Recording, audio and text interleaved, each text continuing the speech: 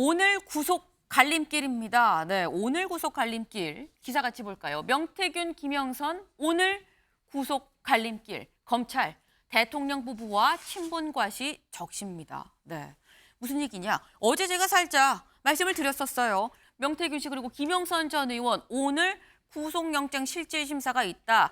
구속 여부가 이 구속하는 게 맞는지 타당성 여부를 따져보는 영장실질심사가 오늘 있다라는 거죠. 그래서 오늘 구속 갈림길이다라는 거예요. 네. 오늘 오후 3시 30분이죠. 혐의는 정치자금법 위반이다라는 건데 장윤미 변호사님, 네. 오늘 구속 가능성 얼마나 될까요?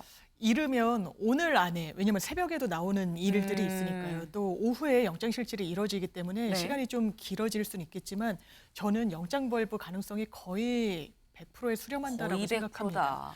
일단 기본적으로 범인의 혐의를 부인하고 있습니다. 네. 정치자금법 위반과 관련해서 세배를 나눠 쓴 부분도 어쨌든 돈의 흐름을 강혜경 씨가 검찰에 다 제출했다는 것인데 그 부분도 대여라고 이야기를 하고 있고요. 네. 그런데 대여라는 건 기본적으로 그렇다면 돈이 흘러가고 이자, 차용증 이런 게 있어야 돼요. 아마 없을 겁니다. 돈을 빌려줬다라고 하는 강혜경 씨, 대신 받았다고 김영선 의원을 통해 받았다고 이야기를 하고 있기 때문에 네. 강혜경 씨가 빌려준 적 없다라고 하고 있거든요. 그러면 범죄 혐의가 비교적 뚜렷한데 부인을 한다. 도주 우려랑 증거인멸이 높다고 기계적으로 좀 봐야지는 부분이 있고 또 검찰을 사실상 우롱하듯이 휴대전화를 아버지 산소에 버렸니 누구한테 넘겼느니 이렇게 계속해서 이야기를 했던 부분은 대단히 좋지 않은 사정으로 참작될 것 같습니다. 네, 저희가 장윤미 변호사님과 많이 좀 저희가 이게 프로그램에서 얘기를 해봤습니다만 거의 100%예요 라고 이 정도까지 말씀하신 경우는 흔치 않아요. 네. 근데 거의 100%다라고 말씀하셨어요. 그래서 비록 오후 늦게 영장실질심사가 이뤄지지만 새벽까지 안 가고 그냥 오늘 안에 그냥 몇 시간 만에 재판부가 바로 구속 여부를 판단할 가능성도 상당히 좀 있다라고 말씀을 하셨습니다. 지금 말씀처럼 지금 일단 돈의 흐름을 보고서 지금 이 정치자금법 위반 혐의로 지금 구속영장이 지금 청구가 돼 있는 상태인 건데 근데 영장이 적시된 금액 자체는 한 7천여만 원 정도가 지금 문제예요. 근데 이거 말고 딴 돈 얘기가 어제 또 나왔죠. 어디서 갑자기 툭 500만 원 얘기가 나왔습니다. 그 500만 원 뭐냐? 다음 기사 보시죠. 김 여사가 윤 대선 경선 때 500만 원 줬다. 금일봉 자랑했다라고 강혜경 씨가 얘기를 했다라는 거예요. 명태균 씨가 500만 원 이거 김 여사가 준 거야라고 자랑을 했었다라는 얘기가 강혜경 씨의 지금 주장인 건데 근데 여기에 대해서는 명태균 씨도 검찰 조사에서 맞아요 받았어요라고도 인정을 했다고 하죠. 그래서 어제 저희가 뭐라고 얘기를 했었냐?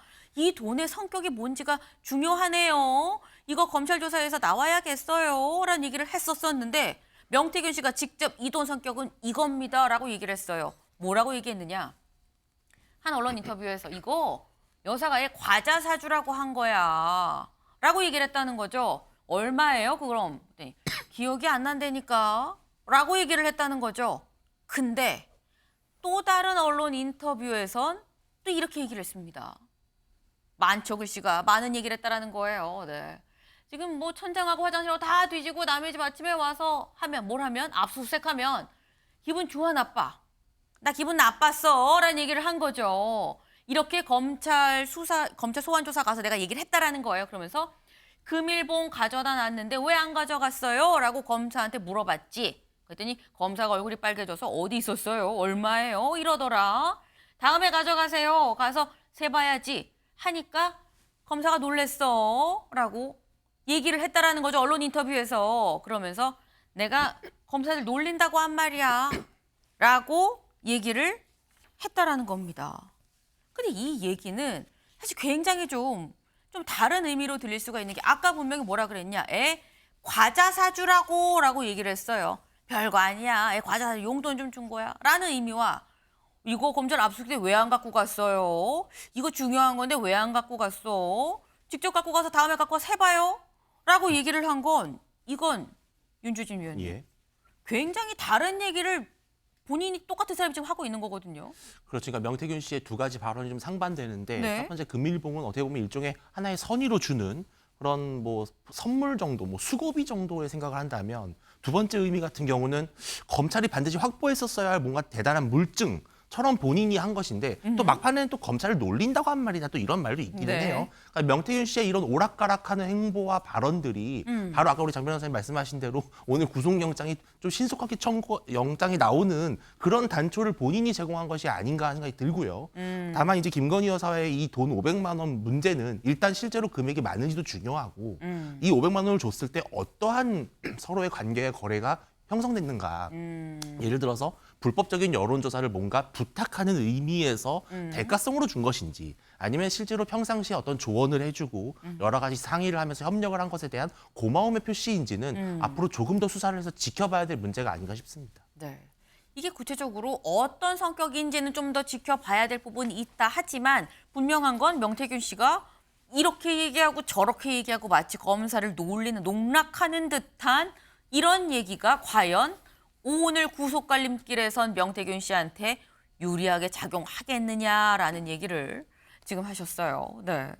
근데 어제 500만 원 얘기만 나온 게 아니라 그 보도도 있었습니다. 갑자기 이준석 당시 대표, 지금 이준석 의원에 대한 얘기도 같이 나왔죠. 왜? 그 그래픽 좀 같이 볼까요? 어제 저희가 이걸 말씀드리면서 말씀드리면서 썼던 바로 그 그래픽입니다. 뭐냐? 처음에 그러니까 이른바 공천 개입 의혹이 터져 나오면서 민주당에서 공개한 녹취가 있었어요. 실제 녹취. 뭐냐?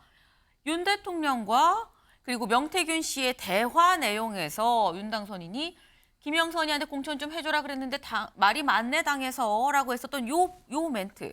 요 녹취가 공개가 됐는데 사실 요 앞에 요런 상황이 더 있습니다. 라고 얘기가 나왔다라는 거죠. 명태균 씨 쪽에서. 근데 뭐였냐? 이때 등장한 게 바로 이준석 당시 대표 얘기예요. 그때 새벽 12시 20분에 카카오톡으로 명태균 씨한테 이준석 대표가 이 카톡을 했다. 윤석열 당선인이 김영선 경선한다는데요. 라는 카톡이 와서 명태균 씨가 전략공천으로 알고 있는데 그거 확인해 볼게요. 그 확인을 한 거죠. 다음 날 아침에 윤석열 당선인한테 공천 부탁드려요. 경선 말고 공천 그냥 주세요. 뭐 이 얘기를 계속 했다라는 겁니다. 그리고 통화가 이루어졌고 민주당이 공개한 바로 그 녹취가 그 내용이다. 라는 게 지금 명태균 씨 쪽에 또 얘기예요. 그럼 여기서 이준석 대표는 당시에 이준석 대표는 무슨 관계냐? 이걸 경선한다는 데라고 왜 알려준 거냐? 라는 얘기가 나왔던 거죠. 근데 이준석 대표가 사실 어제 그제 상간에 외국에 나가 있었어요. 근데 오늘 새벽에 귀국을 했습니다. 그래서 기자들이 물어봤어요. 왜 문자 보내신 겁니까? 직접 답변 들어보시죠. 요거 답변 저희가 이 문자로 만들었네요. 네. 보겠습니다. 공관위는 전반적으로 일상적인 절차로 진행한다고 들었다. 그래서 명태균 씨가 잘못 알고 있는 것 같아서 전달해 준 정도로 생각하면 된다라고 얘기를 했어요. 그래서 절차적으로 공천이라는 게 워낙 파란만장하기 때문에 저도 그냥 그러니까 김영선 의원한테 단수를 준다든지 이런 분위기가 확인이 안 돼서 단수 주는 게 아니면 경선이지 생각을 해서 전한 것뿐이다. 통상적인 흐름에 따라서 단수 준다고 했으면 지금쯤 얘기가 들려야 되는데 얘기가 없네. 그러니 경선 주라는데요. 라고 그냥 지금 분위기가 이래요. 라고 얘기를 했다라는 거예요. 장 변호사님 어떻게 보십니까? 부적절하고 설득력도 없습니다. 왜 당대표는 그 당시에 보궐선거의 최종 책임자예요. 본인의 네. 당대표 직인이 있어야 공천장이 나가는 거 아닙니까?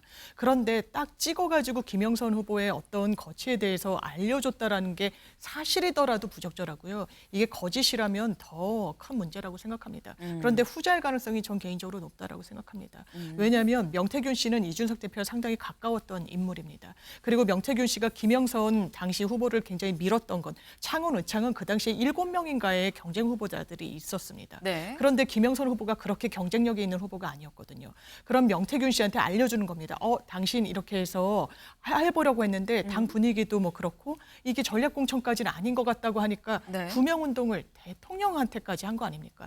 그럼 이준석 대표가 그 당시에 대통령실의 기류를 알았다고 보는 게 합리적이고요. 그 이후의 행보는 또 어떻습니까? 최근에는 본인이 개혁신당을 만들고 총선에 대비하면서 칠불사에서 김영선 의원과 회동한 거 아닙니까? 영입과 관련해서 청년 정치인한테 기대하는 하는 모습은 최소한 아닌 거죠.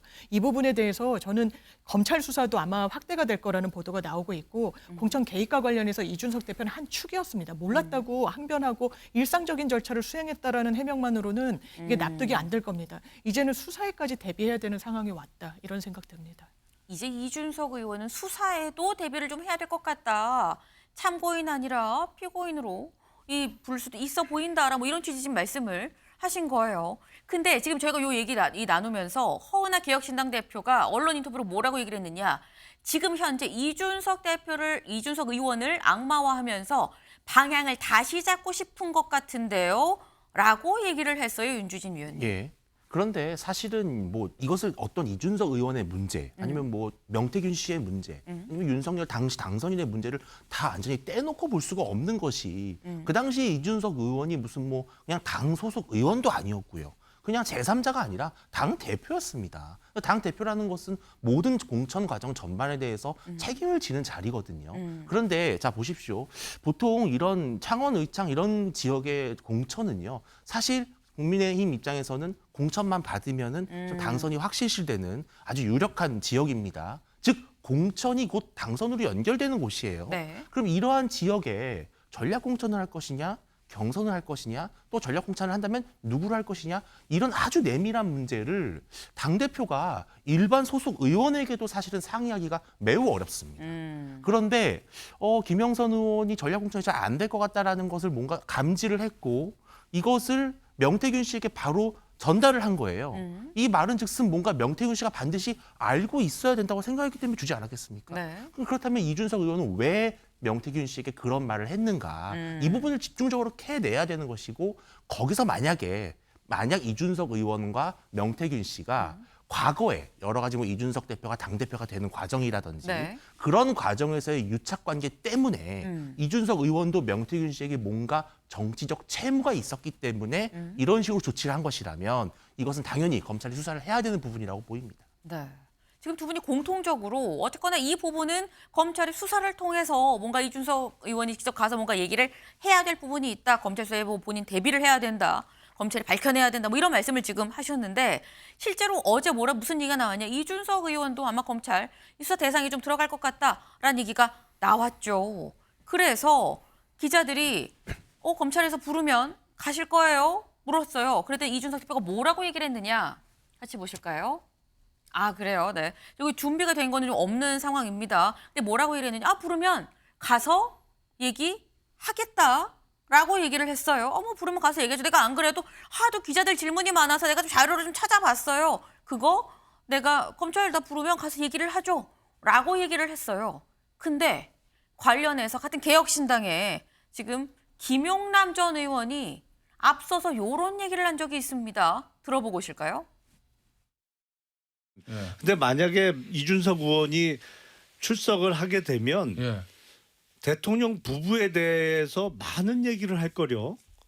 그래서 아마 검찰이 불러놓고 후회하게 될 가능성이 높아 보이는데요. 아 정말요? 이준석 의원이 그럼 뭐 막 폭로전을 갈 수 있다. 조서에 막 다 남긴다. 당시에 대선이나 경선 때 있었던 이야기들을. 그러니까 예. 감당할 수 있을까요? 네. 김용남 의원이 뭐라 그랬느냐. 글쎄요, 가면 얘기를 할 텐데 윤 대통령 부부에 대해서 많은 얘기를 할걸요. 감당할 수 있을까요? 라는 얘기를 했어요. 윤주진 위원님. 예. 지금 얘기 뉘앙스를 들어보면 뭔가 폭로성 얘기가 검찰 조사에서 나올 수도 있는데 라는 뉘앙스거든요. 글쎄요. 물론 이준석 의원이 그 당시에 당대표였기 때문에 네. 여러 가지 선거라든지 공천과 관련해서 내밀한 이야기를 대통령 혹은 대통령 부부와 나눴을 가능성을 배제할 수는 없을 것 같습니다. 근데 문제는 첫째, 그것이 과연 아주 확실한 객관적인 증거나 물증으로 남아있을까?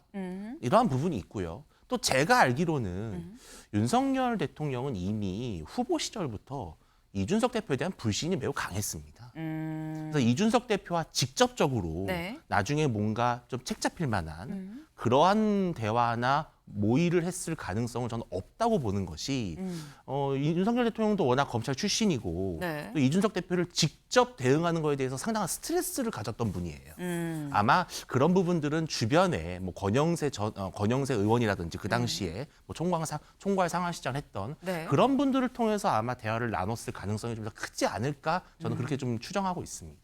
네. 윤 대통령 부부가 이준석 당시 대표를 썩 좋게 보지 않았는데 글쎄 책 잡힐 만한 무슨 얘기나 이런 얘기가 오갔을까라는 말씀이에요. 근데 관련해서 오늘 조간에 무슨 기사가 나왔느냐 같이 볼까요? 다음 기사. 네. 명태균, 이준석 징계 해결 논의하며 여사님께 말해야 하나라는 얘기를 했다라는 거죠. 이게 무슨 얘기냐. 여기서 말하는 징계는 이준석 대표가 그때 윤리위에 징계위에 회부가 됐었죠. 이 윤리위에 이 징계 회부가 됐을 때 관련해서 요거를 같이 얘기를 하면서 명태균 씨가 이런 얘기를 했다는 거예요. 보겠습니다. 지난 8일과 9일 명 씨를 피의자 신분으로 조사하며 쭉 이 주고받은 카카오톡 메시지에 관해서 검찰이 물었는데 당시 국민의힘 윤리위 징계 절차 개시를 앞두고 있던 이 의원, 이준석 의원은 명 씨와 관련 대책을 논의를 했다라는 게 카톡 대화 내용이 있었다라는 거죠. 대화에선 윤석열 대통령과 친분이 있던 함성득 경기대 정치전문대학원장과 문제를 상의하는 방안도 언급이 있었다. 특히 이들이 주고받은 메시지에 여사님한테 말을 해야 하나라는 대화도 있는 걸로 전해졌다라는 거예요. 여기에 대해서 명 씨는 기억이 안 난다는 취지로 진술을 한 걸로 전해졌다. 일단 카톡 대화 내용을 보고 검찰이 이거 여사님한테 말을 해야 되나라는 대화가 있어서 이거 어떻게 된 거예요, 명 씨? 얘기 좀 해보세요. 했더니 난 기억 안 나는데요. 라고 얘기를 했다라는 겁니다. 장 변호사님. 네. 지금 아까 윤 대통령 부부가 이준석 의원을 별로 썩 좋지 않게 보기 때문에 과연 글쎄 뭐 이준석 의원이 검찰 가서 얘기한다고 해서 뭐가 있을까 하셨는데 또 여사님한테 얘기를 해야 돼. 이준석 의원의 징계에 대해서 여사님한테 얘기를 해야 되나라는 얘기가 나왔다는 건 이것도 어떻게 봐야 되는 거죠? 이준석 대표도 본인은 이제 양두구역이다, 뭐다, 국민을 네. 속였다 이렇게 이야기를 했지만 당대표로 본인이 굉장히 정치적인 위기일 때는 어디에 구명운동을 해야 된다는 걸 정확하게 인식하고 있었던 것 같습니다. 그게 김건희 여사라는 걸 알고 있었고 김건희 여사가 또 명태균 씨가 공개한 카톡에 따르면 제가 정말 의지하는 건 명 선생님이다라고까지 하니까 소통이 되는 관계라고 판단을 한 것이고 한번 그쪽에 내 상황을 설명하거나 당대표직에서 좀 물러나지 않도록 구명운동을 할 필요가 있지 않았겠냐라고 생각을 한 것 같아요. 그렇다면 정당에 아무리 대통령이 1호 당원이어도 이렇게 영향을 미칠 수는 없는 겁니다. 그리고 이준석 대표가 검찰에서 여러 말을 할 수 있는데 본인을 방어할 거예요. 그리고 본인을 방어하기 위해서는